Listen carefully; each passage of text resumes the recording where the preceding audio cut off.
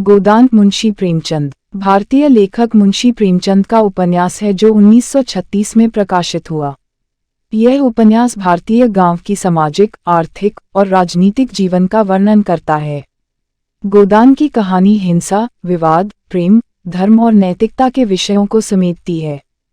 कहानी का मुख्य किरदार हरी धान है, जो एक गरीब किसान है। उसका जीवन संघर्ष और दिनचर्या से भरा हुआ है। एक दिन हरी धान अपनी पत्नी धनिया को एक गाय दिलाने का वादा करता है। हालांकि वह गाय खरीदने के लिए पैसों की कमी से जूझ रहा है। इसी दौरान कहानी में एक धनी जमींदार पंडित गोवर्धन दास और उसकी पत्नी वरदान के किरदार पेश किए गए हैं। पंडित गोवर्धन दास अपनी सामाजिक प्रतिष्ठा को बढ़ावा देने के लिए गायों का दान करने का विचार करते हैं।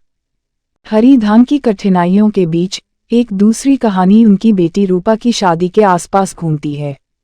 रूपा की शादी अमरी से होती है, जो एक सौदागर का पुत्र है। इस विवाह से हरी धान के परिवार की आर्थिक स्थिति में सुधार होने की उम्मीद होती है।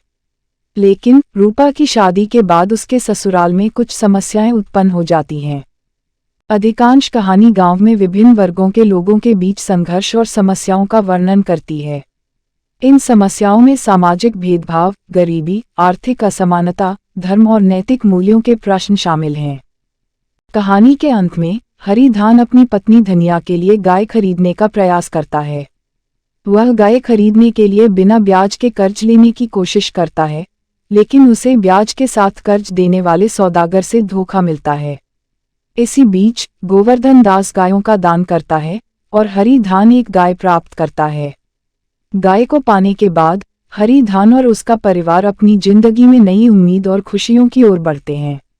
यह कहानी समाज में आर्थिक और सामाजिक संघर्ष को दर्शाती है।